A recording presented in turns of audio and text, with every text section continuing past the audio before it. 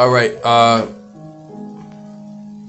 So this is gonna be part two of this. Camera cut out on me, so just want to finish this video up.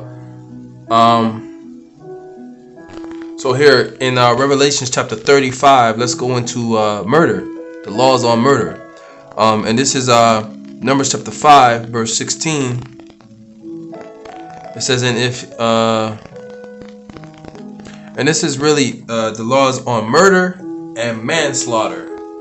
All right, murdering someone unawares. But we're just gonna start from 16. It says, and if he smite him with an instrument of iron, that could be a sword, an axe, some type of iron instruments. Today, the modern instrument of iron is a gun, so that he die, he is a murderer, right? So he murdered him, he killed him without just cause, without being justified in the law. The murderer shall surely be put to death, right? So essentially, you are murdering, a man child or a woman child in the womb before they even get a chance to take in the air, man. It says, and if he smite him with a throwing stone wherewith he may die, and he die as he is a murderer, the murderer shall surely be put to death. And this is a part of the unrighteous decrees that this devil makes. It's not according to the scriptures, and you have many people who are murderers, all right, that get off scot-free and don't have the proper judgment done unto them, right? So this is a wicked kingdom, all right, that swears by the Bible, and the Lord is he's gonna destroy it, man. It says, or if he smite him with a weapon of wood, wherewith he may die, and he die, he is a murderer. The murderer shall surely be put to death. The revenger of blood himself shall slay the murderer. When he meeteth him, he shall slay him. Right? So you have the revenger of blood, which in this society, all things are lawful unto us, but not expedient. So some of these laws, a lot of these, laws that we can't really, we can't keep. All right, we can't enact because it'll put us in a binding situation and making it thus harder for us to push the word. So all things are lawful unto me, but not expedient, right? So essentially, it's still murder with what these people are doing, man, or pushing for, man, right? All spanning from this devil, right? Now to get into a deeper sense, a lot of these different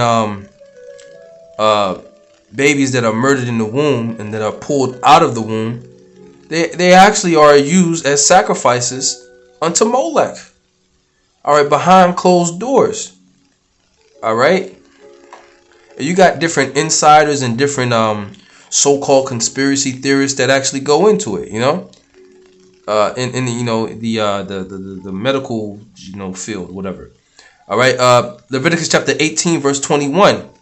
It says, and thou shalt not let any of thy seed pass through the fire to Molech, being sacrificed unto Molech, right? Which this is a god that would, or a deity that people believe that if you sacrifice your children to him, that you would have prosperity in the future for yourself and your future children, right? It says, neither shalt thou profane the name of the Most High. I am Yahweh, by Hashem Yahweh Shai, right? The supreme power.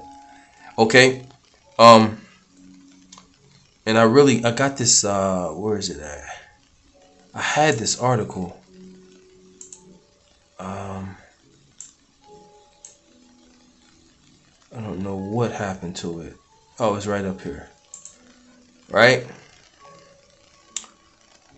Which it basically goes into, got the same scriptures that I got, but, just wanted to get some stuff out of there because it's strange how people they'll cringe when they hear about what these heathens and Israelites too used to do when they would sacrifice their children. But when it comes to killing your children in the womb today, there's no remorse. All right, so I'm gonna just read this part right here. It says, "Our Molech today."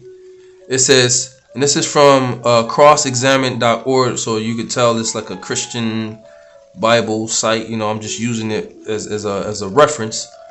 You know, it says, "I don't know a single person who hears about the horrors of Molech and doesn't cringe at the gruesomeness," right? How gruesome it is to sacrifice and burn your children alive, all right, to a statue, all right, an inanimate object, right, to a devil, right? Because people who would prosper from doing this, that would be Satan on the left hand side deceiving them, right? It says brutally murdering babies in the name of Molech for future benefits is evil in the truest sense of the word.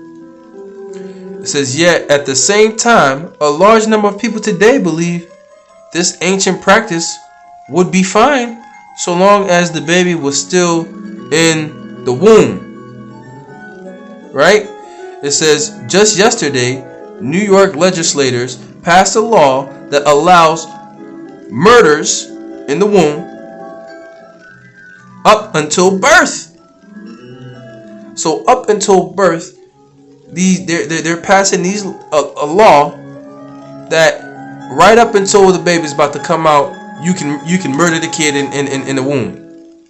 All right. It says after the vote, this video circulated the internet showing hundreds of people cheering loudly in favor of this decision. It's honestly one of the most disgusting scenes I've ever witnessed. What kind of sick and twisted mind does one have to applaud killing of unborn babies? These are babies after all. As I watched the video, I couldn't help but think about the loud drums drowning out the baby screams, right? Right, so, you know, they say, oh, as long as it's in the womb, you know, it's cool, right? But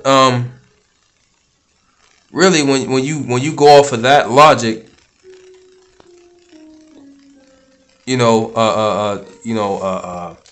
after the baby is born, if you try to kill it, you would go to jail. You would be prosecuted for murder.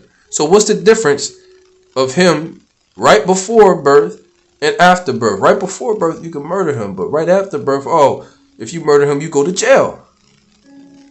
Right? So, hey, man, this place is wicked. It's getting even more wicked. All right, and it's coming to an end. You know, the love of many shall wax cold, as the scriptures say. Right, and the Lord is going to destroy this place with a sword destruction and return things back unto righteousness. So, with that, call all Yahweh Hashem Yahweh Shai. Double honors to the elders and apostles of Great Millstone. Shalom to the hopeful elect. Lord will you edify. Shalom.